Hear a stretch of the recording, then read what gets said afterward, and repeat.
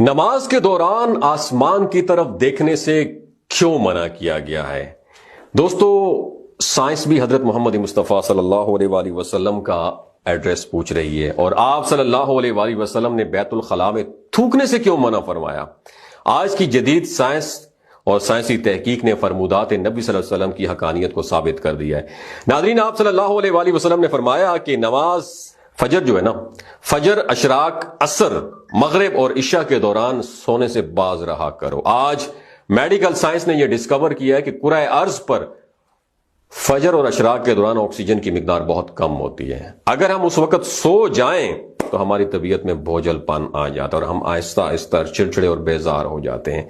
عصر سے مغرب اور مغرب سے عشاء کے دوران آکسیجن کم سے کم تر ہوتی چلی جاتی ہے۔ ہم اگر اس وقت سو جائیں تو ہمارا جسم آکسیجن کی کمی کا شکار ہو جاتا ہے اور ہم مختلف بیماریوں میں مبتلا ہو جاتے ہیں۔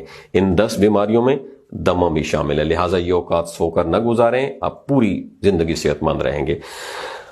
آپ صلی اللہ علیہ وآلہ وسلم نے فرمایا کہ بدبودار اور گندے لوگوں کے درمیان نہ بیٹھا کریں۔ یہ حکم بھی حکمت سے لبالب ہے۔